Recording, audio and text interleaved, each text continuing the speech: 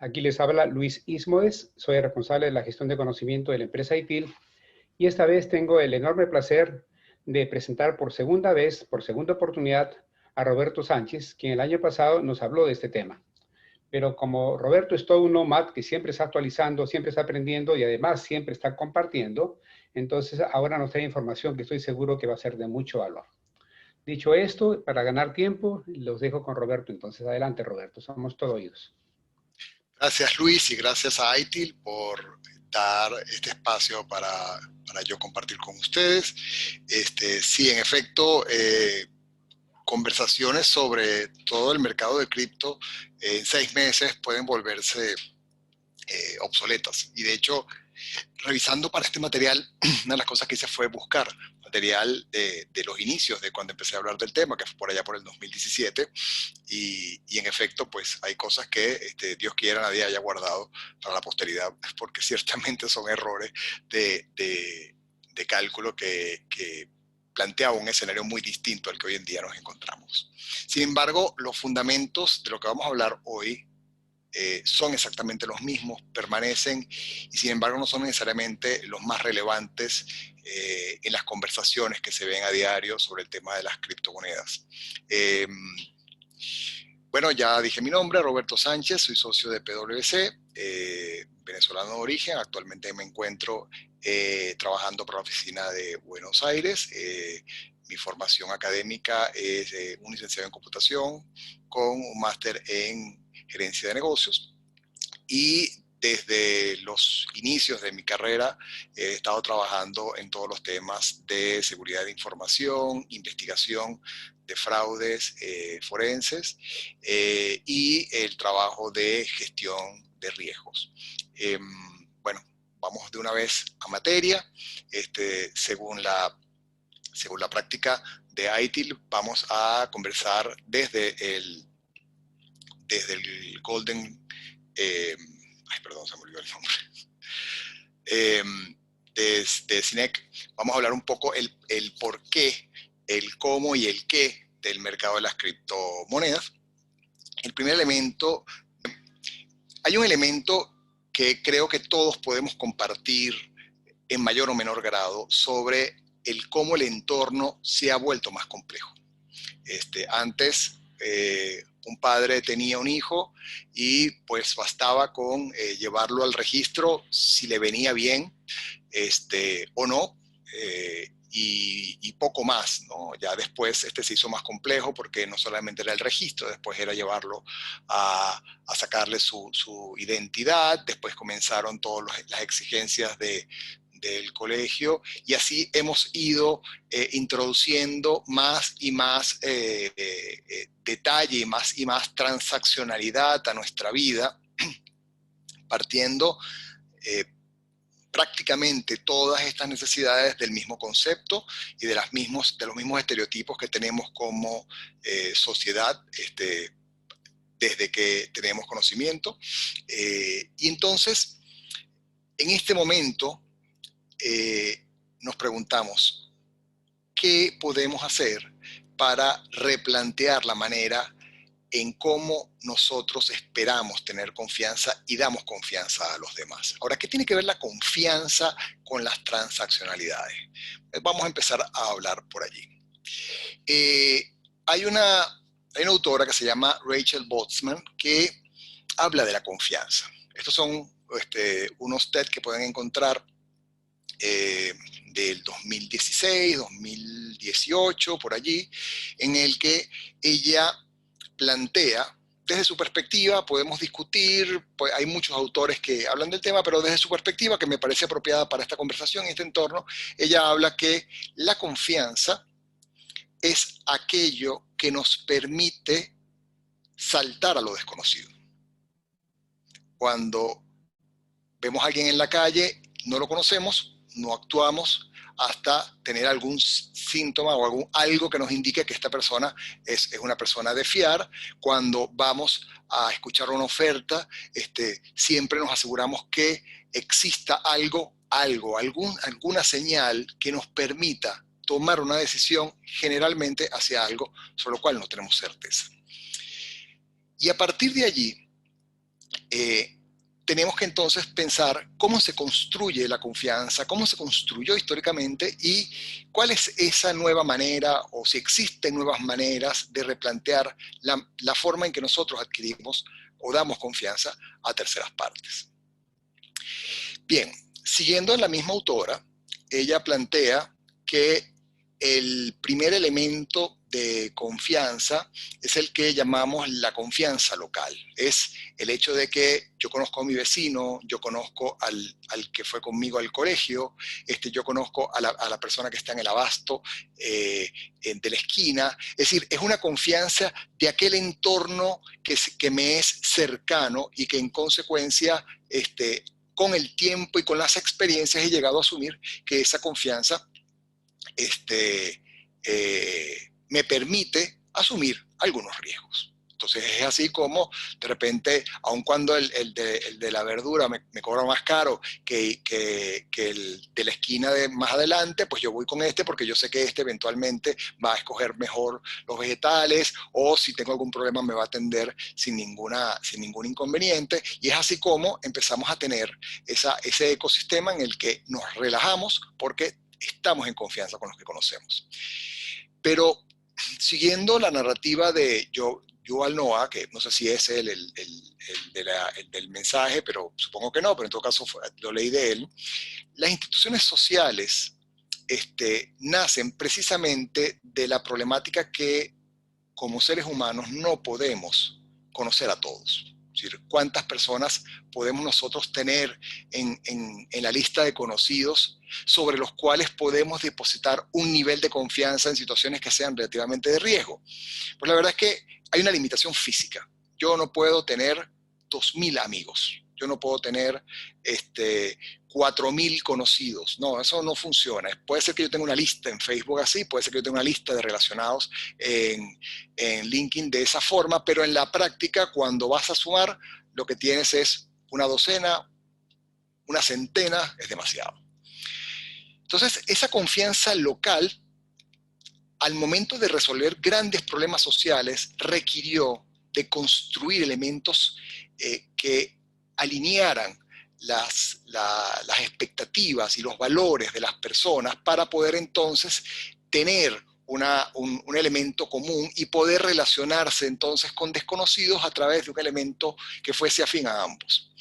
El nacimiento de las religiones es parte de esta razón de ser, la creencia en el rey, la construcción de los modelos de liderazgo en grandes volúmenes parten precisamente de que hay un valor, hay un elemento que relaciona, que empata a las personas en una misma creencia, y es de ahí de donde salen entonces la confianza institucional, la confianza en la cual yo no conozco al presidente, pero su autoridad y el hecho de que hayan votado por esta persona hace que tengamos y confiemos en que la persona está haciendo su actividad, y a partir de allí, de esas estructuras, que empiezan a haber muchísimos elementos de confianza que para el día a día se nos hacen transparentes porque hemos nacido en esa realidad, pero cuando buscamos en detalle y nos preguntamos de manera ingenua de dónde viene,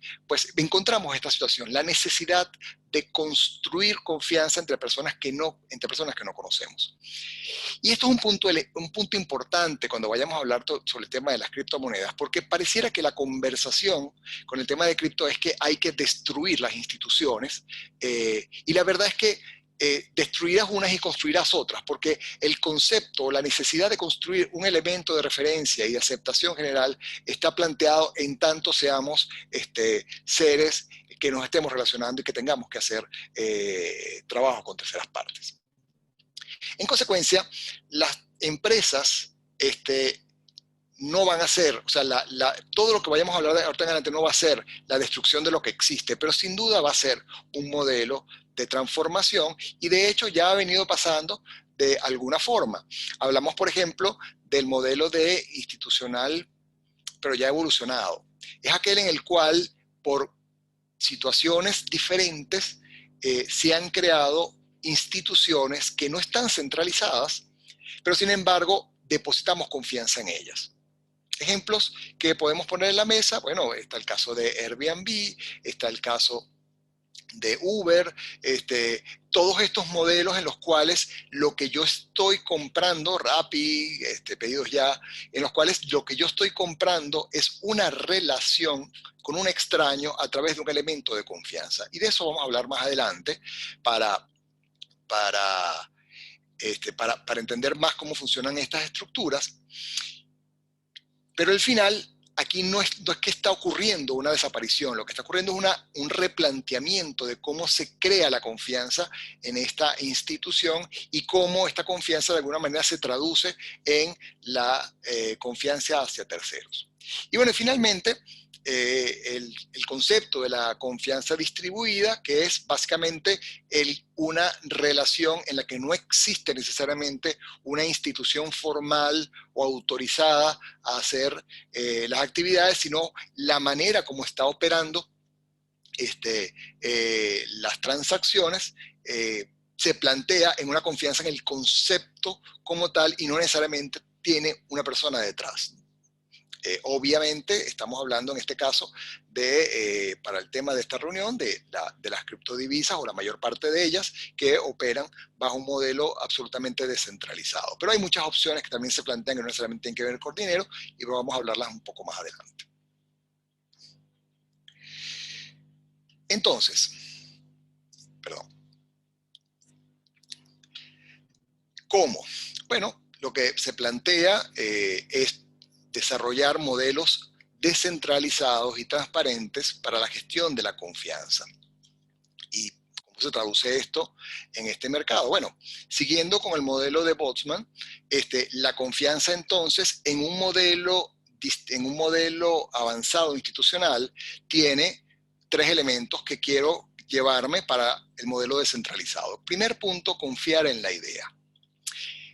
El hecho que si buscan por allí algún video del fundador de Airbnb, de cómo él creó la idea, la verdad es que dista mucho el concepto, bueno, por lo menos como él lo narra, ¿no? De cómo él construyó la idea a lo que terminó convirtiéndose. Realmente no estaba contando con todos estos temas que están aquí descritos, pero eventualmente su caso no es exclusivo y en todos ellos se presentan más o menos las mismas características. La primera es, hay una idea que me gusta, y una idea que como me gusta, confío en ella. El caso de los carros compartidos.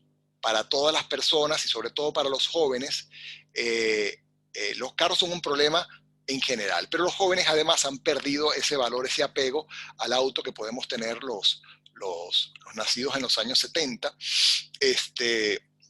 Bueno, yo nací más bien en el 80. Pero en todo caso, ese problema del vehículo junto con la necesidad de usarlo, hizo atractiva la idea de un modelo de carro compartido en el que estamos aprendiendo en el que estamos compartiendo los costos o estoy logrando recuperar la inversión que hice en el vehículo o por lo menos el mantenimiento a través de un modelo de carro compartido. Es así como despega el concepto de Airbnb, hacerme de un dinero adicional compartiendo la casa y la idea enamoradiza de ir a ver una casa en un lugar típico, de cómo vive un francés o cómo vive un alemán, y a partir de allí esa idea causa el siguiente paso, que es construir un medio que a través de esa idea pueda crear este enlace de confianza. Y es ahí donde se construyen pues estas plataformas en las que vemos que el producto me gusta, pero entonces veo que construye a alguien un elemento que me permite confiar en él, dado que no puedo confiar en el otro. Difícilmente alguien pudiese arrendar un cuarto en una casa ocupada por una persona en Marruecos, solamente porque lo consiguió en Facebook y le escribió. En este momento la confianza no la tengo en el propietario de la casa, la tengo en la plataforma que me permite a mí ver las características del lugar porque no fueron o no pueden ser alteradas una vez que fue registrada la persona, que existe un trabajo riguroso por parte de la empresa en identificar de manera inequívoca a la persona que está haciendo la oferta o al que está haciendo la demanda.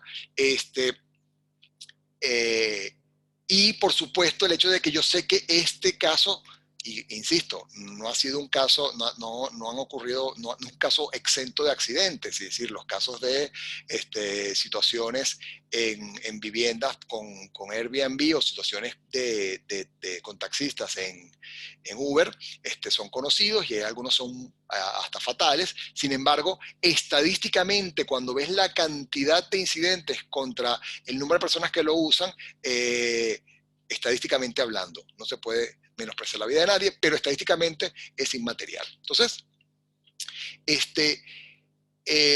es así como Airbnb funcionó en 191 países con diferentes culturas, y lo que plantea entonces aquí es una relación local, pero la relación local se hace a través del ecosistema de estas plataformas, y a partir de allí se ven el comprador y el vendedor como iguales. No es una relación jerárquica, sino es una relación de iguales. Y ese es el otro elemento que hace que el medio permita confiar en el otro, al hacer ver, parecer, que estamos hablando entre iguales al hacer la oferta o la demanda. ¿Okay? Pero no nos engañemos, sigue existiendo un tercero. ¿Quién es el tercero? La plataforma que está prestando el servicio. Bien. Saltamos entonces de una vez a la historia del dinero. Hace 6.000 años, pues, o 9.000 años, es que se tiene registro del primer proceso de trueque, en el que yo producía leche y el otro producía huevos, y yo hacía un intercambio de leche por huevos. Y este proceso siguió operando por lo menos hasta, bueno, por lo menos no, porque siguió operando y todavía hoy en economías recientes estamos encontrando hasta la propuesta de hacer trueque como una manera de solventar los problemas económicos. Algún venezolano que está en la reunión le vendrá a la memoria algún comentario desafortunado en nuestro país. Pero el hecho es que las primeras referencias a confiar en un modelo, en un elemento escaso, difícil de encontrar, como son pues los metales preciosos, las piedras preciosas, y cosas quizás un poco menos raras, pero igual de difíciles de conseguir, pero difíciles de conseguir, se empieza a ver alrededor del 1200 a.C. Fíjense que pasaron muchísimos, pero muchísimos años entre el primer modelo y el segundo, pero del segundo al tercero, apenas en la mitad del tiempo, empezaron a aparecer unas variaciones del modelo anterior, porque recordemos que las primeras monedas, no soy historiador, pero las primeras monedas eran básicamente metales preciosos que eran recortados o ajustados a un tamaño y una medida específica para poder entonces hacer intercambios más o menos equivalentes en cuanto a la unidad monetaria, ¿no? Ya la concepción, y este es el primer elemento importante, y fíjense que desde el 600 a.C. hasta el 800 después es que empiezan a aparecer estos conceptos de papel moneda. El papel moneda es básicamente un elemento emitido por alguien en el que todos creemos, una institución.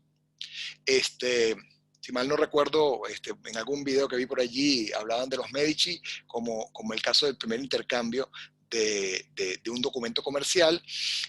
Medici era la institución, el emisor del gobierno es el elemento de confianza en el cual acepto que esta persona responde por el valor facial del documento, y a partir de allí procedo a hacer intercambio de elementos que por sus características no tiene valor, tiene valor por el elemento que representa y quien emite el mismo, ¿no?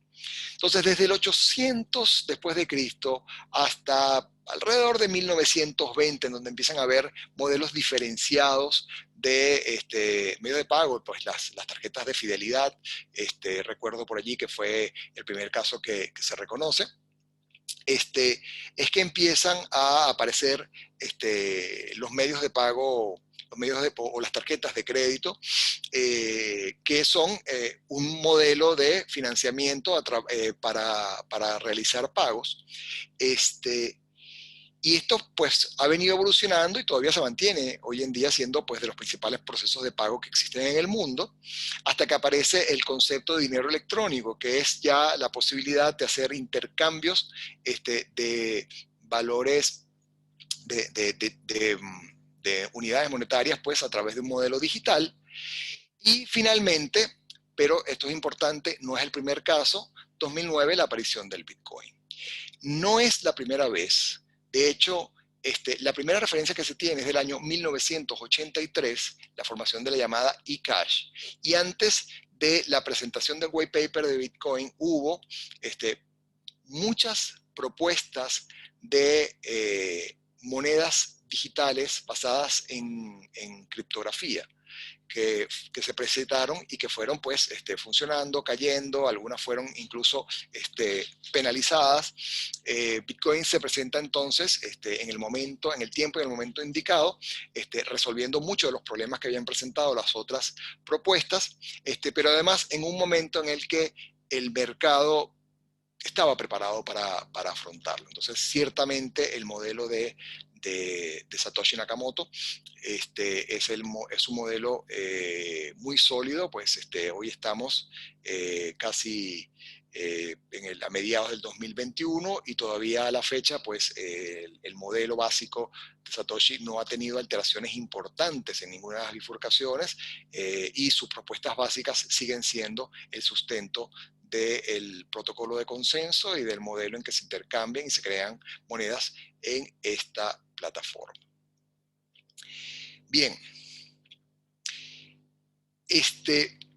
Ahora, cuando se habla de criptoactivos, generalmente lo que vemos en la calle son conversaciones desde lo que genera hype, de lo que genera noticia. Entonces es el precio del criptoactivo, es la notificación de que alguien compra criptoactivos, es la aparición de algún famoso economista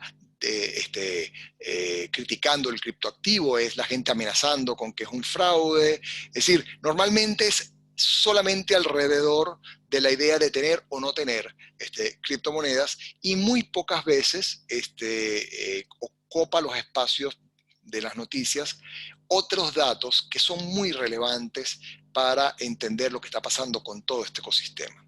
Antes de seguir con este punto, me gustaría, por ejemplo, hacer una comparación entre los que vimos anteriormente, que eran los modelos de confianza, con estas modalidades de dinero. Y vemos así entonces que el trueque es lo más parecido a un modelo de confianza directo, en tanto que ya empezamos a ver modelos institucionales distribuidos y totalmente distribuidos a medida que esto van evolucionando. El por qué pongo el modelo distribuido institucional o el institucional avanzado, perdón, a partir de las tarjetas de crédito. Bueno, porque a partir de ese momento es que el concepto de la moneda empieza a ser más universal y a constar con diferentes actores. Es así entonces que una tarjeta emitida en aquella época por un banco en Estados Unidos funcionaba en otros países sin mayor problema, y eso tenía que ver con un modelo distribuido de confianza. El que recibía la tarjeta en Egipto no conocía el banco emisor en Estados Unidos. Él lo que sabía era que su banco, o lo que sabe es que su banco, a quien él confía, le acepta la transacción, o le va a aceptar en aquel momento cuando eran los papelitos estos con que se troquelaban, y sabía que eso se lo iba a aceptar el banco y que el banco se lo iba a pagar. Ahora, ¿cómo funcionaba eso atrás? Él no conocía. Y del otro lado, pues tenías una persona que había cruzado el Atlántico para hacer un viaje confiando en que su banco era lo suficientemente confiable para poder entonces hacer una operación en sus vacaciones solamente con su tarjeta de crédito.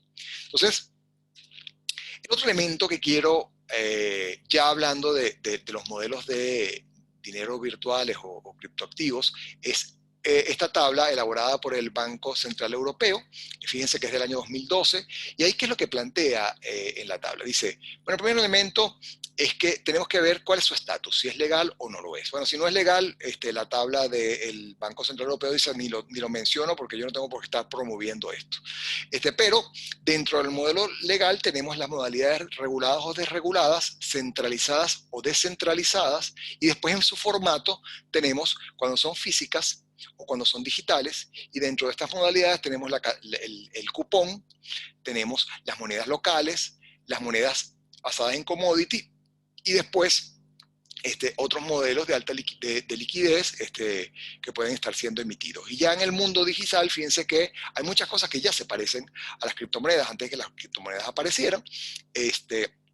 Sin embargo, hay una diferencia, ¿no? Hay una moneda desregulada y descentralizada que opera bajo un esquema digital, pues es lo que podría definirse según esta tabla como criptoactivo, pero, y ahí es donde está el signo de interrogación, ¿qué pasa cuando tenemos una moneda regulada en formato digital emitida por un organismo central? Y aquí traigo a colación entonces una frase que yo no soy fanático del fútbol, pero los fanáticos del fútbol la repiten mucho y me parece muy divertida, que es Garrincha cuando dice, los rusos también juegan.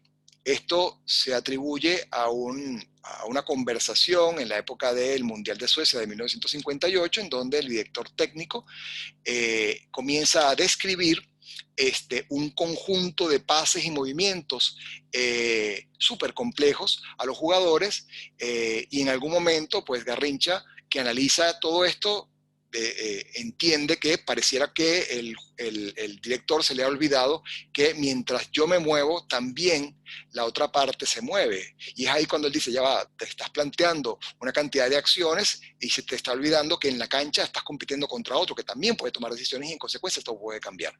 Y en efecto es lo que está pasando cuando vemos que muchas organizaciones institucionales han emitido monedas, las que llaman CBDC, que son monedas emitidas por bancos centrales. Y no solamente estamos hablando del caso de China, que ya tiene un modelo operando y que está operando precisamente porque el mercado se le estaba llenando pues, de muchísimas propuestas digitales tanto de medios de pago como de criptoactivos. La misma Alibaba, por ejemplo, había empezado a tener proyectos de inversiones de hasta 60 mil millones de dólares en construir modelos basados en criptoactivos para poder ampliar su negocio y además poder operar dentro de su gran ecosistema.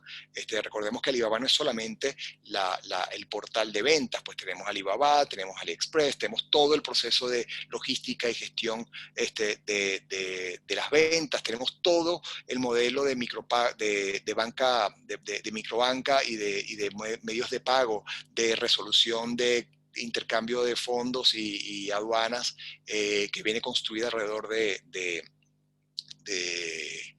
Alibaba y el entorno Alipay. Total que en este momento, y de hecho las presiones hicieron que, entre otras cosas, Alibaba, dentro de sus modelos, se juntara con la iniciativa del gobierno chino para lanzar un primer criptoactivo emitido por el Estado con un mercado inmenso y con intenciones, aunque ellos no lo han afirmado, pero parecerá claro que la intención es a lograr tener dominancia dentro del mercado de los criptoactivos en toda Asia. Bien, entonces estamos hablando de los criptoactivos y los blockchain como una manera de resolver el porqué, las complejidades y las dificultades de vivir en un mundo cada vez más complejo, operando de la misma forma que hace cientos de años.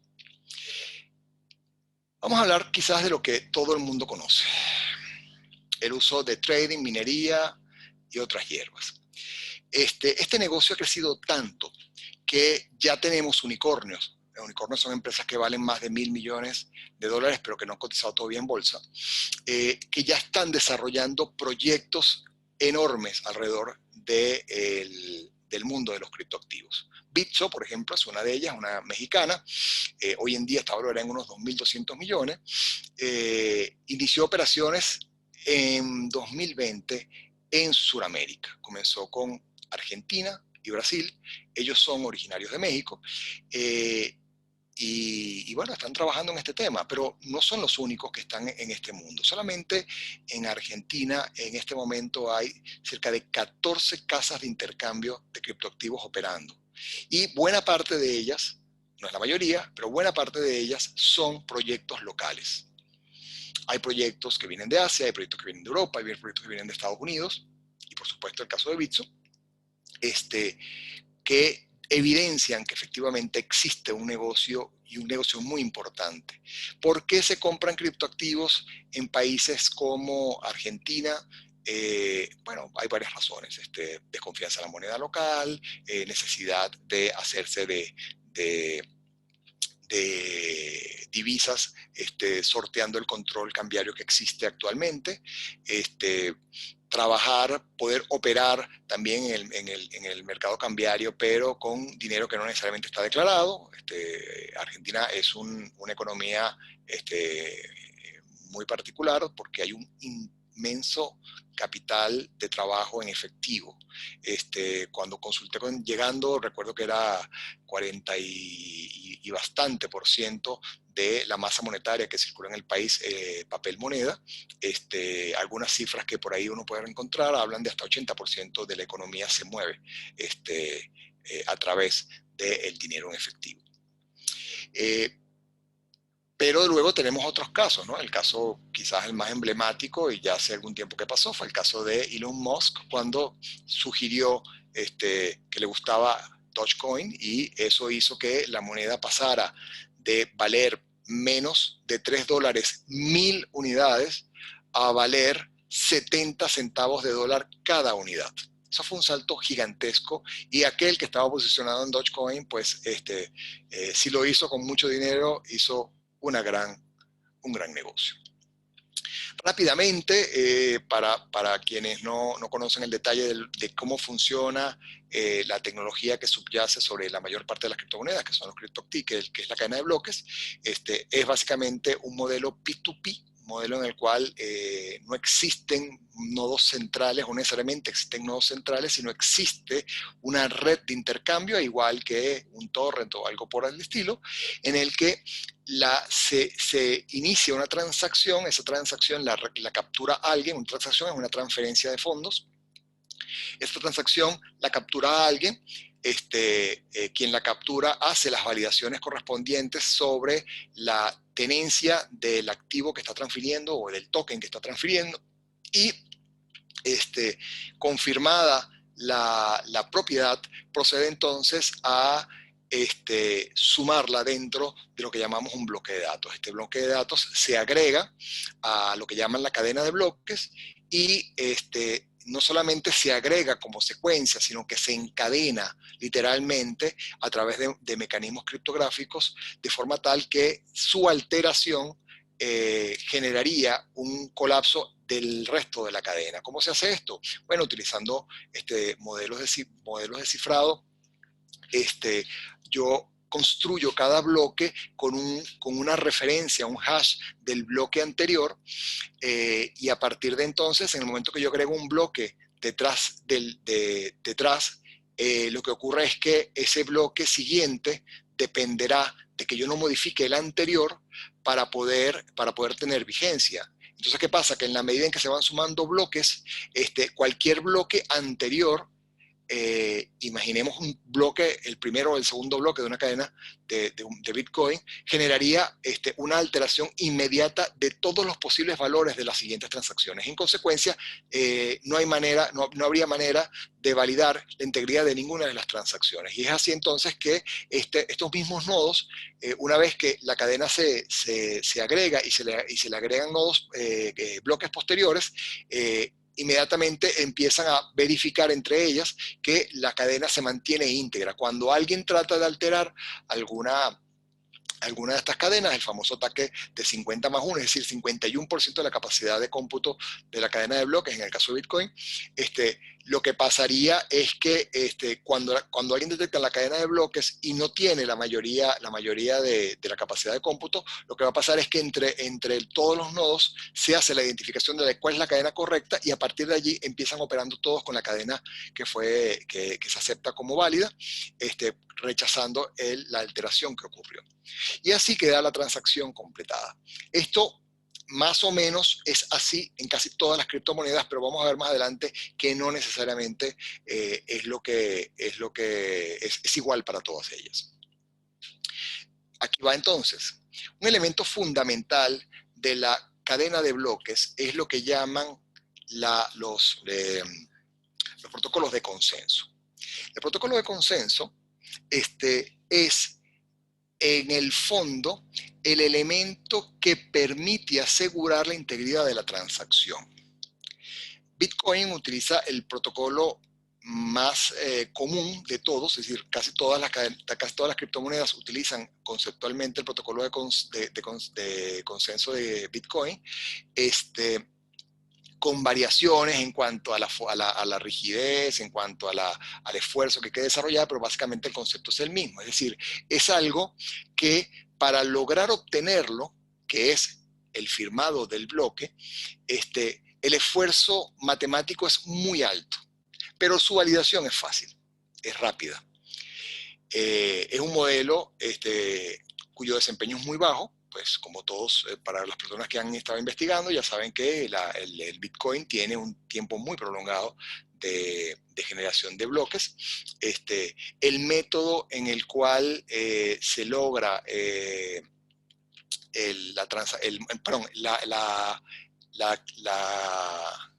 libro distribuido, la cadena de bloques, es un modelo público, y ejemplos que tenemos allí para analizar son el caso del Bitcoin como tal, el Ethereum, el Litecoin, pero hay un montón más, o sea, es el que más se usa, ¿no? Después hay una cosa que se llama prueba de tenencia, prueba de estaca o prueba de estaca, que la red confía en el validador, no tanto por su capacidad de cómputo, sino por el capital de riesgo que pone. Entonces, aquí lo que ocurre es que los nodos que están haciendo el proceso de minería, esto lo estoy generalizando, es mucho más complejo que esto, pero más o menos va por allí. Lo que ocurre es que la persona no pone más hardware, que lo necesita, pero no pone más hardware y pone más energía de consumo, sino que lo que pone es capital de riesgo. Si yo apruebo una transacción que no es válida, yo tengo que liberar el riesgo o el daño que cometí, lo tengo que liberar a través del capital invertido, y yo no puedo ejecutar transacciones que superen el capital de fondo que yo tengo. Entonces, de esta forma, se logra reducir lo que tanto se critica de una de las cosas que tanto se critica de Bitcoin, porque una es el consumo eléctrico, pero lo otro también es el tiempo de ejecución. Y en este modelo pues tenemos NXT, Tesos, y pronto Ethereum va a salir de prueba de esfuerzo a prueba de tenencia, para precisamente alejarse un poco de la crítica que está hoy además muy en boga, como si fuese algo nuevo, cuando en realidad tiene muchísimos años ya que se conoce. Estos modelos pueden ser tanto públicos como privados, es decir, y recordemos aquí que el DLT, pues que es la cadena de bloques, cuando se habla de una cadena pública, es una cadena que está almacenada en múltiples locales y cualquiera puede acceder a revisarla, en cambio que en los modelos privados no necesariamente tú puedes llegar a revisar la cadena de bloques en su totalidad, o el contenido eventualmente está de alguna manera oculto para evitar su consulta. Después tenemos la prueba delegada de tenencia, que en este caso los participantes delegan la producción de los bloques a un número pequeño de validadores elegidos. Si alguno de ellos falla, vuelven a escogerse, y aquí cada uno de los nodos compite para comportarse mejor y de esta manera mantenerse dentro de la lista de los elegidos. Eventualmente quienes lo escogen además reciben algún tipo de premio por el voto que percibe ante el resultado la escogencia. Y allí, pues, modelos que tenemos es EOS and BTS. Y así, como podemos ver, ya hay 14 modalidades distintas. Y esto es un elemento importante. En el mercado de las criptomonedas se estiman que hay cerca de 4.000 que tienen algún tipo de transaccionalidad y valor de mercado de acuerdo a el CoinMarketCap. Y pocas veces cuando se analizan estas criptomonedas se entiende cuál es la promesa, cuál es la oferta que está haciendo. Es decir, ¿qué hace diferente a Ethereum de Bitcoin o a Litecoin? ¿O por qué tenemos que apostar a NEM? ¿O por qué Dogecoin es en este momento una opción? Realmente lo que hay de fondo son dos cosas. Primero, los principios, el fundamento de por qué opera la cadena y cómo opera la cadena y cómo promete hacer, darle confianza a los usuarios de la misma. Y por supuesto después está la estrategia que siga los promotores de la misma para lograr su crecimiento. Es decir, no es solamente que tengan una buena tecnología, sino que además la propuesta prospere y bueno, todos sabemos que no necesariamente los mejores productos son los que alcanzan el mercado porque hay que lograr las dos cosas. Pero rara vez en las conversaciones con inversionistas sobre esta materia se hacen preguntas como ¿cuál es el protocolo de consenso que utilizan? ¿O cuál es el nivel de penetración que tiene en el mercado? Para la mayoría de los inversionistas basta con saber que alguien está tocando o que la moneda ha tenido un movimiento importante para entonces empezar a invertir en ella. Y es aquí precisamente donde existe un gran valor y probablemente producto del comentario sobre el consumo eléctrico de Bitcoin, muchas de las cosas que van a salir en los próximos días va a ser precisamente personas analizando el protocolo de consenso y cómo estas propuestas pretenden resolver el problema del consumo, que no es un problema menor, no es el principal problema además, pero bueno, en esta época en que estamos más sensibilizados con el consumo eléctrico, la verdad es que el consumo eléctrico, por irrelevante que sea para la totalidad del planeta, no deja de ser un tema que hay que atender, sobre todo si se apuesta a crecer en el número de transacciones que se puedan operar por ese camino. Muy bien. Y el otro tema que es importante validar es que lo interesante de un criptoactivo con estas características es que pueden empezar a mezclarse ideas. Por ejemplo, cuando empezamos a nosotros a conversar de estos temas, la verdad es que ya he escuchado muy poco sobre el asunto. Yo recuerdo que había un proyecto en el que era un servicio de carros compartidos, pero para viajes, en donde como BlaBlaCar, que se habla mucho también, pero el modelo de pago era un modelo de pago basado en cripto. Entonces, al final tú generabas criptoactivos a través del proceso del car sharing y de esta manera tú después podías utilizar ese criptoactivo para otra función. Había uno que se había lanzado para todo este ecosistema de los freelancers, que también era lo mismo, es decir, habían freelancers que podían ser desarrolladores de Java y habían diseñadores y de repente un diseñador podía acompañar a un Java programmer para hacer determinada iniciativa, ¿no? Y la realidad es que estos proyectos nacen y mueren con muchísima velocidad y bueno, aquí les traigo un caso no porque haya muerto, sino porque me llegó hace unas semanas y me pareció muy interesante. En este caso, la gente de Emrit lo que hace es mezclar tres ideas. La primera idea es la necesidad de desarrollar redes para dispositivos IoT que tenga largo alcance y bajo costo de consumo. Estamos hablando de tecnologías como LoRaWAN, que permite que dispositivos con baterías muy pequeñas puedan estar comunicándose en cualquier lugar. En este caso, Emrit, ¿qué te dice? Tú pones la caja, yo te mando la caja, de hecho la caja la distribuyen gratuito, yo ya lo intenté, no viene para Latinoamérica, así que no lo intenten ustedes, o bueno, pueden intentarlo y de repente entrar en la lista de espera. Tú una vez que montas la caja pasan dos cosas. Primer punto, pasas a compartir tu ancho de banda de internet con estos dispositivos móviles, que no es gran cosa porque en realidad un dispositivo en LoRaWAN consume bytes, no consume mucho, pero a la vez esta máquina que está captando a estos nodos que pueden estar alrededor, también está haciendo una labor de minería que recompensa a la persona por tener el dispositivo activo y además por el número de dispositivos que se conectan a él. Como les digo, esta es una iniciativa que me llegó hace un par de semanas.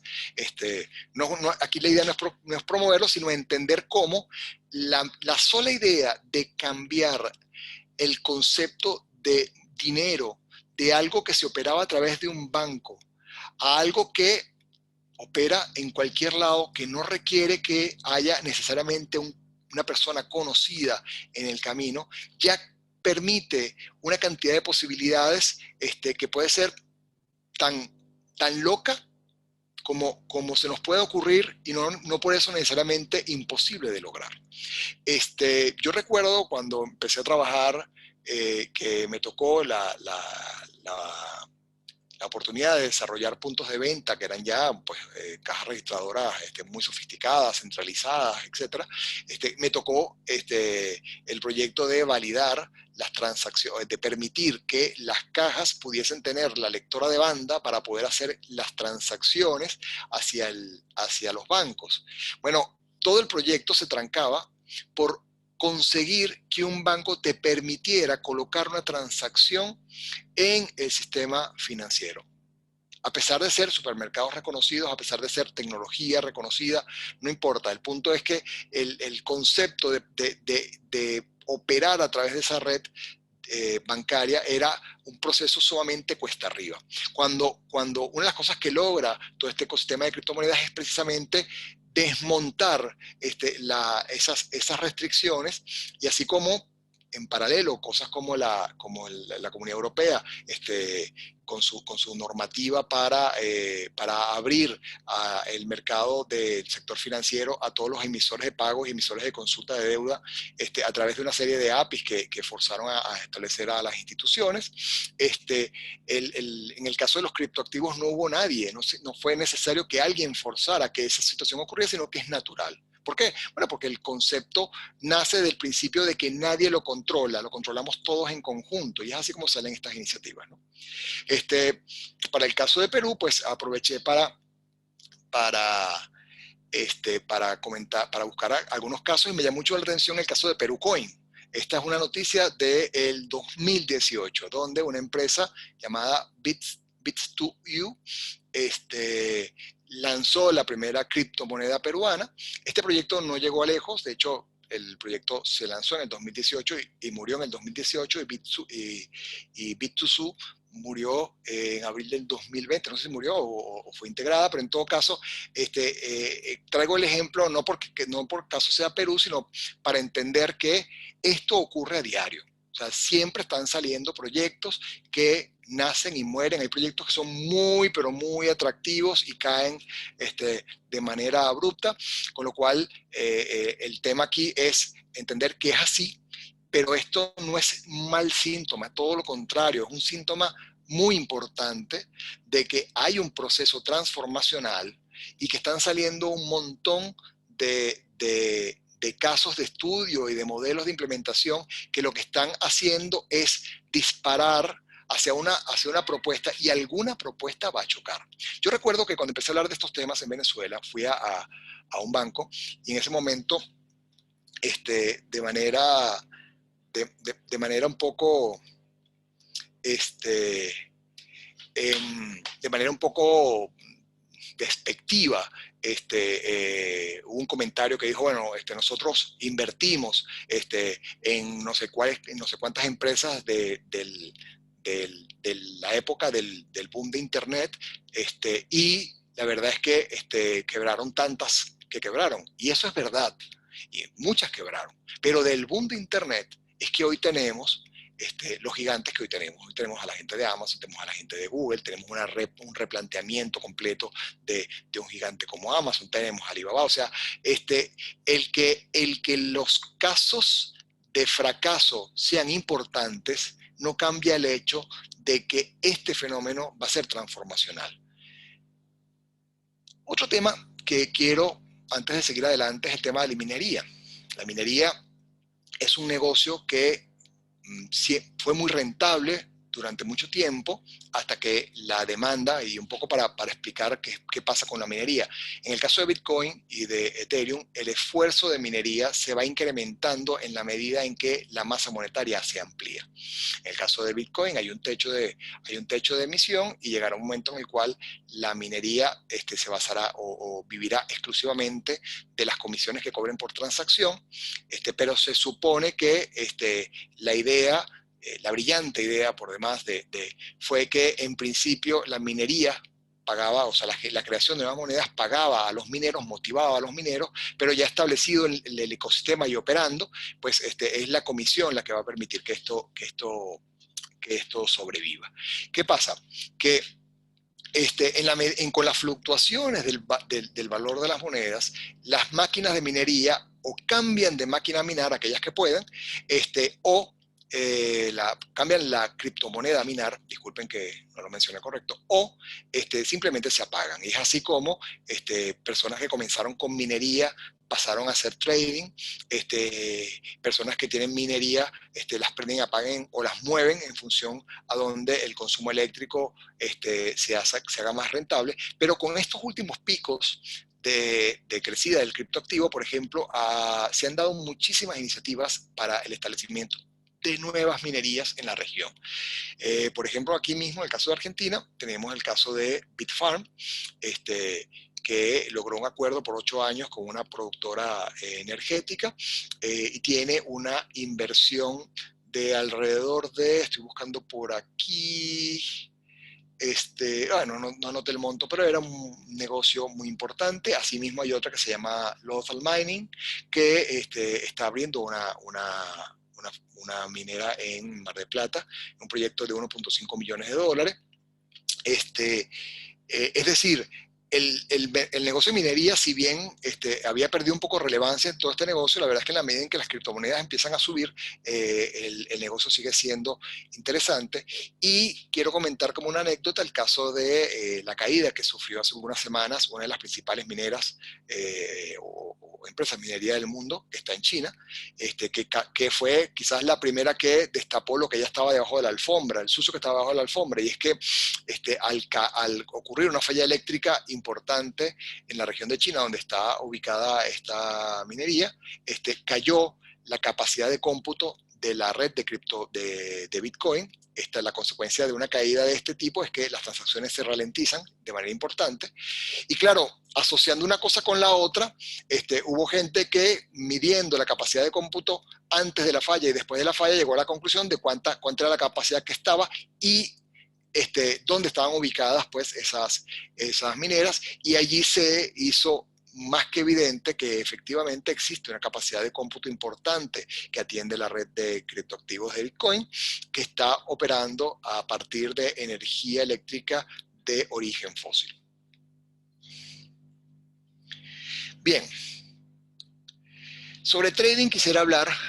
Ya comentaba que son más de 4.000 criptoactivos que están por lo menos reportados por el CoinMarketCap.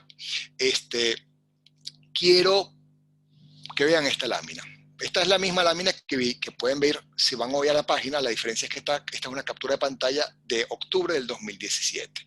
Y la traje a colación porque, si bien el primer y el segundo lugar siguen siendo los mismos, hoy en día del tercero en adelante los cambios son importantes. Así entonces vemos que Ripple, que en aquel momento era el número 7, era la diva de la propuesta de intercambio a través de criptoactivos para el sector privado, que estaba en tercer lugar, pasó a ser el 7. El Bitcoin Cash, que era la competencia de Bitcoin, que prometía pues ser más eficiente, etcétera, pues que estaba de cuarto, pasó a un 10º lugar. El Litecoin está de 11º, habiendo estado de quinto. El Dash, los venezolanos recordamos el Dash muy bien, porque además Dash fue un fenómeno en Venezuela a partir de una estrategia muy brillante de su promotora en ese entonces, pero hoy está de 48 en el ranking. NEM, por ejemplo, NEM también en Venezuela hubo, para el mundo especializado, NEM fue una de las referencias a la hora de desarrollar el proyecto de Petro. Finalmente se decantaron por otro modelo. Estaba de séptimo lugar en ese entonces y pasó el número 53, NIO de 8 a 28, IOTA de 9 a 33 y Monero de 10 a 29. Es decir, este es un mercado que fluctúa muchísimo.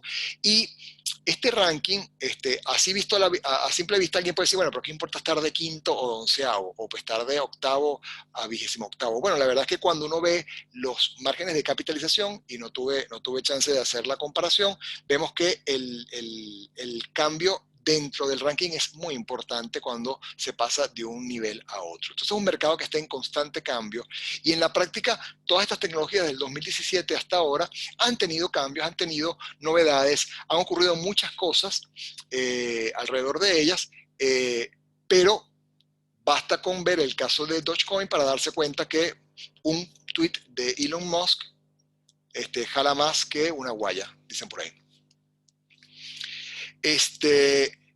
Bien, entonces estamos hablando de un mercado que está plagado de especulación. Aquí les traigo un listado, el primer listado que conseguí sobre términos de trading en criptoactivos. Yo no estoy de acuerdo con el trading de criptoactivos, no porque no sea un negocio, porque lo es, hay gente que está haciendo mucho dinero con él, pero conceptualmente el trading de criptoactivos, en mi opinión, va en contra del propósito de los criptoactivos. Se supone que el propósito del criptoactivo es una custodia del valor, es algo que te garantiza el valor en el tiempo o que te lo incrementa, el fluctuar. Cuando sube todos están felices, pero cuando bajan hay mucha gente que pierde. Y cuando uno empieza a ver qué es lo que hay detrás de las fluctuaciones, uno no ve un incremento en la capacidad de cómputo, uno no ve la adopción de determinado sector que ocurre, ojo, que yo creo que es importante. Yo tengo un artículo escrito en LinkedIn que habla sobre el tema. Hay muchas cosas que están pasando muy importantes. Cuando uno se voltea hacia Europa y hacia Asia, la cantidad de empresas del sector financiero, del sector seguro, empresas muy formales y muy serias que están adoptando la tokenización de activos, los criptodivisas, como maneras de replantear su modelo de negocio es importantísima. Pero basta un tweet o un comentario para hacer toser el mercado, lo cual no es bueno para nadie. Así que bueno, de esto no vamos a hablar, porque además no considero que sea un tema relevante. Sin embargo, pues alguna persona que haya hecho plata con las criptodivisas me mirará con escepticismo y dirá, bueno, se entiende, tú no invertiste. Invertí, pero no invertí. De haber sabido que iba a subir tanto, hubiese invertido más también. Pero bueno, es un mercado que está plagado de especulación. Igual el mercado de valores, de la mayoría de las inversiones tradicionales, también hay muchísimo rumor y hay muchísimo manejo de información especulativa. Pero en el fondo, la empresa tiene un negocio, existe una serie de activos, existe una cantidad de cosas complejas y tangibles que se pueden evidenciar, que permiten, al margen del rumor, permiten tener alguna garantía o algún conocimiento de lo que está pasando allí. Cuando uno se voltea a estos proyectos, las dimensiones no son la misma y sin embargo, cuando ves la cantidad de dinero que fluye en un lado y el otro, a veces se hace injusto. Cuando uno ve, por ejemplo, todo lo que se mueve en el mercado de Bitcoin nada más, pues yo no sé si en este momento, o ya lo superó, pero sin duda supera marcas renombradas con proyectos súper brillantes, como puede ser el caso de Netflix, el caso de Coca-Cola, el caso de Disney. Y tenemos que estar de acuerdo en que una organización como Disney, que tiene pues material creativo, que tiene un montón de gente contratada, que tiene pues una cantidad de activos intangibles en toda su historia, cuando la comparas con esto, tú dices, ya va, aquí hay algo que no está resultando. Entonces, es un mercado que está igual y con mucha especulación, no necesariamente no está, pero aquí tú empiezas a ver, bueno, pero ¿y esta especulación es solo lo que hay o es que hay algo más? Bueno, normalmente lo que hay es más especulación que otra cosa. Fíjense el caso de Elon Musk otra vez, con su anuncio de que iba a dejar de percibir Bitcoin por Tesla, debido a que él generaba, por la cantidad de daño al ambiente que estaba haciendo a través de sus emisiones de carbono. Él basó su comentario, o muchos basaron su comentario, en el estudio que hizo Cambridge, en donde se ve el consumo enorme de energía de la red de Bitcoin. Pues para que tengamos una idea, por ahí leí hoy que la red de Bitcoin consume más que toda la Argentina, con lo cual no deja de ser un elemento mayor, pero inmediatamente hubo alguien que lo cuestionó, y fíjense el mensaje al detalle. No sé si aquí cuando yo muevo el ratón se ve, pero si bien él dejó de aceptar, su posición en criptoactivos en Tesla no la cambió. No sabemos si es cierto o no. Probablemente incluso pudo haber aprovechado el proceso y hacer la especulación. No me atrevo a plantear que eso sea así, pero bueno, él anuncia que si bien su decisión de no comprar, de no aceptar compras con Bitcoin, no cambia el hecho de que Tesla como empresa decidió posicionarse en criptoactivos como estrategia de inversión. Y esto es un punto importante. El que una empresa acepte el colocar como apuesta en criptoactivos habla muy bien de cómo viene cambiando la percepción del criptoactivo, de una inversión, de una estafa, a algo que efectivamente tiene algo más que ofrecer hacia el futuro.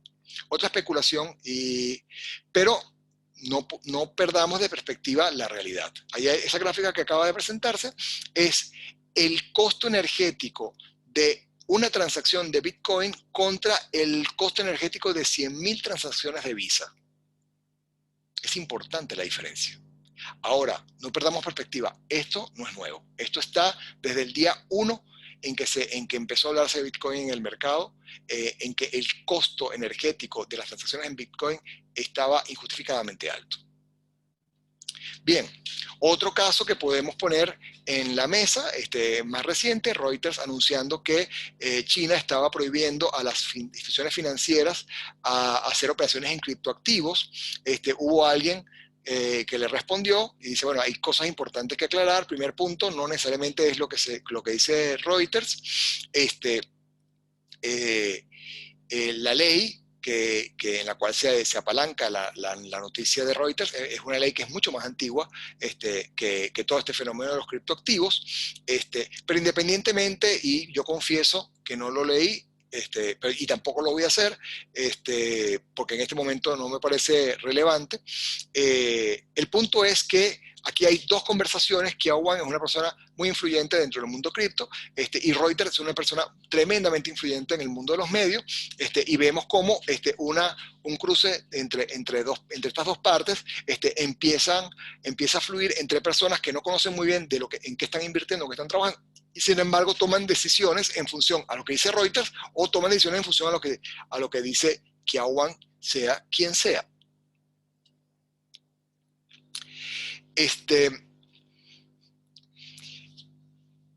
Pero el resultado al final es que MicroStrategy invirtió el equivalente a 90.000 bitcoins en su momento. Tesla tiene 644, según cálculos más o menos, y recientemente Mercado Libre hizo una inversión de alrededor de 132 bitcoin en su reporte que emitió a finales de marzo de este año. Y además vemos situaciones como esta. Este es el obelisco en Buenos Aires, y ven a la izquierda el logo de Bitcoin en una pantalla digital. Esta fue una campaña que se inició por parte de la ONG Bitcoin Argentina. Esta campaña comenzó en Argentina y se desplegó a toda Sudamérica, o buena parte de Sudamérica, a principios del 2021, bajo el hashtag Es Hora del Bitcoin. Esto obviamente significa plata, significa apuesta, pero sobre todo significa una aceptación progresiva en todo el tema del mercado sobre este negocio. Y para que tengamos algunos otros datos, Local Bitcoin y Paxful, que son dos herramientas de compra de Bitcoin P2P, es decir, compras que operan directamente funcionan en paralelo, pues las personas intercambian fungiendo con estas empresas como intermediarios para custodiar la transacción, y por debajo las operaciones ocurren a través del sistema bancario o del modelo que se plantee del intercambio de la moneda local. Bueno, estas dos empresas reportaron un incremento del doble de sus operaciones entre 2019 y 2020. Una casa de cambio local, Satoshi Tango, en un informe que emitió a través de los medios, comentó que a julio del 2020 había incrementado en 500% el número de transacciones que había hecho con sus asociados. Y hemos llegado a situaciones muy particulares. Pues en el caso de Argentina hay tres cajeros automáticos que te permiten comprar bitcoins. También los hay en Colombia. Pero hay casas de cambio que te permiten canjear efectivo por criptoactivos. Es decir, igual como si uno fuese una casa de cambio a cambiar pesos por dólares, la diferencia está en que tú recibes criptoactivo en este punto, lo cual es una tremenda amenaza para todo el tema, o una tremenda oportunidad para todo lo que es legitimación de capitales, porque como sabemos, mientras que el efectivo es anónimo, el criptoactivo no necesariamente lo es, pero definitivamente no está de alguna manera regulado o trazado con la misma eficacia, con lo cual todo lo que se vaya al mundo cripto seguramente se hace mucho más fácil de ocultar. Bien, como medio de pago, ¿qué está pasando? Bueno, este es un reporte, la figura que tienen a la izquierda, es los países en donde mayor cantidad de personas han reportado tener y manejarse con criptoactivos. Ahí la primera sorpresa que aparece es el hecho de que Perú, que no aparece en el radar por ningún lado, en otra fuente, de hecho, cuando vemos otros portales regionales, vemos que Perú no aparece como referencia, y sin embargo, dentro de esta encuesta hecha por la gente de Statista y reportada por el Foro Económico Mundial, vemos que Perú, 16% de los encuestados, plantea que se está moviendo a través de criptodivisas. Y aquí hay un tema importante, porque no vemos allí, por ejemplo, grandes países, o sea, vemos a Estados Unidos por allá abajo, Alemania, Japón, pero sin embargo vemos a Nigeria de primer lugar. ¿Qué está pasando en Nigeria? ¿Qué está pasando en Vietnam para que estas cosas sucedan? Bueno, hay un proceso de desconfianza o de situaciones irregulares que hacen que las personas se movilicen hacia este tipo de criptoactivos. Venezuela no aparece, pero yo supongo que es porque no fue encuestada, pero Venezuela también está pasando una digitalización importante de la moneda, aunque más ocurre la dolarización, se hizo mucho más efectiva por toda la relación previa que había con Estados Unidos y otros canales de intercambio que funcionan muy bien allá. Pero el punto es que no necesariamente los países más desarrollados o en donde hay más proyectos o donde hay más casas de cambio en criptoactivos son las que más utilizan el dinero para fines transaccionales que no sean la tenencia de valor o la ubicación en otra divisa. Es así entonces como vemos que en el caso de CoinMap es una página donde las empresas se reportan voluntariamente para indicar que están aceptando, para varias cosas, pero entre otras cosas que están aceptando criptoactivos como medio de pago. Y vemos allí, por ejemplo, que ya hay varios países con mucha presencia, pero en el caso que nos ocupa hoy, vemos que, por ejemplo, en Buenos Aires hay 200 locales que ya aceptan criptoactivos. En Venezuela 171. Anoten los números porque es importante la relación que comentaba anteriormente sobre la desconfianza en la moneda. 17 en San José de Costa Rica, también es un país más pequeño. 126 en San Francisco y 155 en Nueva York. Es decir, asumiendo que para el caso que Caracas pues es buena parte del país, 171 locales es más que 155 en la ciudad de Nueva York. Eso es un dato importante. Es decir, la adopción crece, pero no es en los grandes países donde crece la adopción de la criptomoneda para hacer como medios de pago. Ocurre precisamente en los países donde la carencia lo plantea como una oportunidad. Pero insisto, estos son reportes voluntarios. Probablemente la gente de CoinMap no ha hecho suficiente trabajo qué sé yo, en Paraguay para indagar. En el caso de Lima, aparecen 47 locales que ya aceptan criptodivisas. Abajo tienen la fuente, la pueden consultar. Es muy divertido entrar y ver las cosas que uno encuentra allí. Bien, para cerrar, pues ya se nos está pasando el tiempo. ¿Cuáles son los retos en este momento con los criptoactivos y todo el mundo cripto en general? Bueno, el primer punto es la percepción pública. A pesar de más de una década que viene esto creciendo, todavía hay la general aceptación de que el criptoactivo es equivalente a negocio sucio. La verdad es que el negocio sucio no nació con los criptoactivos, nació mucho antes, y todavía hoy son más las casas que se compran en Florida con efectivo en dólares que con criptomonedas. Pero bueno, esa percepción está allí y ha de alguna manera frenado la adopción en muchas empresas. Esperemos que eso cambie sensiblemente con las noticias que hemos oído recientemente. El tema de la regulación es sin duda de los temas más complicados. ¿Por qué? Primer punto, porque todo esto no solamente se concibió descentralizado, se concibió desregionalizado, es decir, no tiene país de referencia, y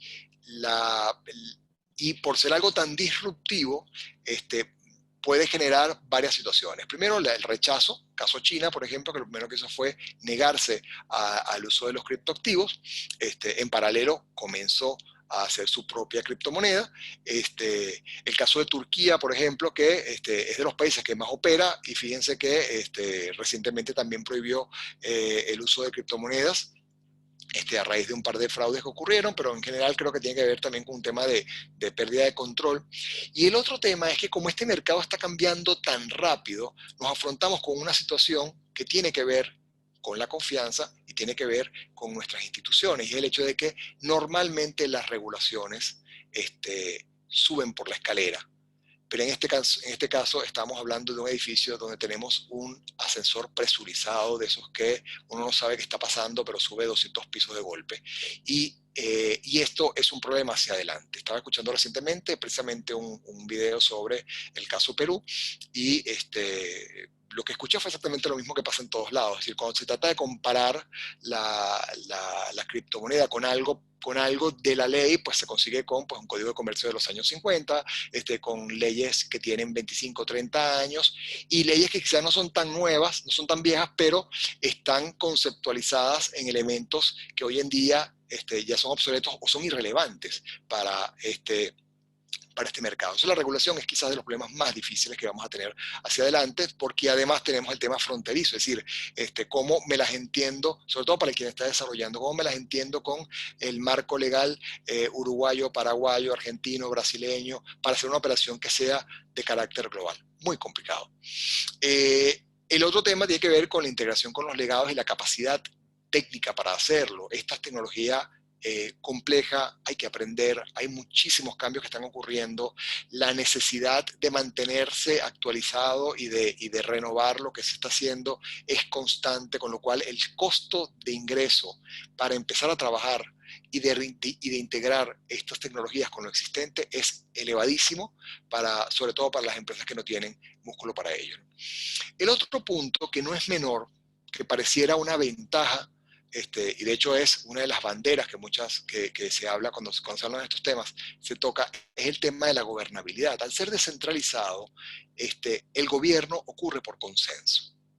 Para explicar un poco esto, para que haya un cambio en la cadena de bloques y el protocolo de consenso de Bitcoin, tiene que ocurrir que la mayoría de los mineros acepte ese cambio, Esto ocurre con un modelo muy sofisticado de votación, en el cual en la misma cadena de bloques se indica el número de mineros que están de acuerdo. Entonces, cuando se logra una mayoría consensuada, se lanza el cambio, y luego las personas que quieran seguir en esa cadena de bloques, pues continúan minando esta, las que no, pues se quedan en la otra, y después el mercado termina decidiendo cuál de las dos cadenas de bloques termina de sobrevivir. Y esto, si bien técnicamente es muy atractivo y socialmente parece fabuloso, porque es un modelo absolutamente descentralizado y un modelo realmente dinámico, en la práctica es lento. En la práctica requiere llegar a muchos acuerdos, y estos acuerdos, por supuesto, tienen intereses individuales que pueden atentar contra este elemento. Y ya lo hemos visto, ya hubo un intento de bifurcación en el 2017 o 2018, no recuerdo, que falló precisamente por no lograr estos temas. Y si vemos, pues el proceso de maduración no es tan ágil como la dinámica del mercado pudiese estar exigiéndolo, ¿no? Otro tema, particularmente en las grandes establecidas, es el problema de la escalabilidad. No solamente el consumo eléctrico, sino la velocidad de transacción son temas importantes. Como vieron en la tabla, todos los protocolos de consenso tienen mediciones en cuanto a eficiencia y en cuanto a velocidad. En la tabla al fondo tienen la referencia y ahí pueden ver con más detalle lo que está planteado allí. Y finalmente, hay temas de seguridad, privacidad y, por supuesto, de delito que no están del todo solventados en todas las soluciones. Hay paliativos, en el caso de Bitcoin, por ejemplo, si bien las transacciones no son anónimas las cuentas, pero esto se solventa, y es así como se ha logrado desplegar en el mundo a través de modelos paralelos para la identificación y relacionamiento de las personas que están actuando, y hay una cantidad de tecnología brillante para todo lo que es identificación de dinero sucio, traza de movimientos, lo cual es positivo para precisamente desmitificar el concepto de que es negocio, es canal de comunicación para negocios sucios, que es parte de la percepción pública, pero también tiene su impacto en cuanto a la privacidad. Es decir, en algún momento, pues no necesariamente todo el mundo tiene que saber de todo, y de hecho, cuando vemos de las propuestas que hay allí, de varias monedas, algunas de ellas precisamente su promesa es la privacidad de la información. Y después tenemos, por supuesto, los rusos. ¿Qué van a hacer? ¿Qué va a hacer el gobierno con estos temas? Y cómo de repente, pues la propuesta de una CBDC, una Central Bank Digital Currency, puede eventualmente impactar no solamente en mejorar la operación o la reducción de la fricción del dinero en la sociedad, pero también en incrementar los controles por parte del Estado en cuanto a las actividades que hacen su sociedad, ¿no? Y bueno, y esto es solamente la punta del iceberg. La verdad es que la tecnología de blockchain da para mucho. Es una suerte de navaja suiza en la cual se puede usar para la emisión de deuda, para la generación de registros médicos y controles sobre pruebas de laboratorio, para una gestión segura, confiable y distribuida de los registros de propiedad. Toda la iniciativa de DeFi, que es muy importante, que le hagan seguimiento, porque es una aplicación práctica que va más allá de las criptomonedas. Tiene que ver con criptomonedas y tiene que ver con las transacciones alrededor del concepto del intercambio de valor a través de una criptomoneda. Con todos estos temas de los contratos inteligentes, etcétera. Todo lo que es, cómo se simplifican todos los procesos de autoría y control a partir de confiar en la integridad de la información que está almacenada a través de las cadenas de bloque, con lo cual se habla también de la prevención de falsificaciones, los famosos NFT. Aquí tenemos casos famosísimos, pues el famoso Beeple, que vendió en 69 millones una obra de arte conformada por miles de dibujos que él había efectuado. En general, todo el mundo de NFT, por ejemplo, en este momento, al menos 250 millones de usuarios, si sumas todos los usuarios de todas las opciones de NFT que existen en el mercado, porque no es solamente esa. Está, por ejemplo, el caso de la NBA, que está vendiendo sus top shots, es decir, está agarrando las imágenes de los mejores lanzamientos y los está vendiendo a través de NFT, y está generando muchísima plata en ese sector, y cosas quizás no tan afortunadas. El caso, por ejemplo, de un NFT que se emitió en honor a Maradona a minutos de su muerte. El pobre hombre no pudo vender, o no sé si del género de la persona, pero no pudo vender ni un solo NFT de su propuesta. Pero esto no deja de ser igual en esto de éxito y fracaso, genera algún cambio que va a ser muy relevante. Después tenemos otras cosas como alianzas con organismos multilaterales como el BID, e empresas privadas para el desarrollo de sistemas inclusivos para personas no bancarizadas. Tenemos modelos de DeFi que permiten la ejecución de préstamos con garantía en cripto. Después tenemos cantidad de intermediarios, por los famosos oráculos o empresas que operan negocios alrededor para acompañar el proceso de las criptomonedas. Por allí, si ustedes buscan ecosistema de cripto en Google, van a conseguir que hay centenas de empresas que están desarrollando servicios alrededor del ecosistema de cripto. Otro tema que podemos comentar allí es la cantidad de meetups que se están dando por todos lados. Los invito a conectarse, por ejemplo, a sites como Criptonoticias, que es un lugar fabuloso para obtener información en español sobre el mercado. Después tenemos las iniciativas mismas de emisiones de cripto o de tokens para compra-venta o reporte de reducciones en emisiones de carbono. Tenemos relacionamiento del agro simplificado a través de la emisión de criptoactivos que tienen respaldo no en monedas, sino en elementos como el grano. Hay un proyecto que se está desarrollando muy interesante en la región. La certificación de origen, el hecho de que yo pueda sacar un producto y reportar a través de un medio transparente y verificable por cualquiera el origen del producto, es una cosa que ha tomado muchísimo vigor en el mercado, sobre todo en el mercado donde hay altos niveles de creación de falsificaciones. Por supuesto, los stablecoins, que también están creciendo muchísimo. De hecho, por ahí estaba viendo una gráfica recientemente. La multiplicación de fondos en stablecoin se ha disparado en los últimos 2 años de manera importante. Tenemos stablecoin basados en dólar, varios. Tenemos stablecoin basados en euro, varios también. Y después hay otras iniciativas que no tienen que ver con criptoactivos directamente, pero sí tienen que ver con la reducción de la fricción del dinero. En el caso, por ejemplo, de JP Morgan y Temasek, que están lanzando una blockchain para bajar sus costos de operación en operaciones cross-border. Y así podemos tener, pero miles de casos que podemos comentar. Yo estuve dando clases sobre esta materia en la Universidad Católica poco antes de volver, y de los ejercicios que yo tenía al principio de la materia es que yo le asignaba a grupos les asignaba un proyecto. Y les puedo comentar que cada año yo hacía la búsqueda en Google de Top 100 Projects Crypto y me salían reportes totalmente distintos. No, totalmente distintos, no, pero totalmente organizados de manera distinta y algunos proyectos interesantes.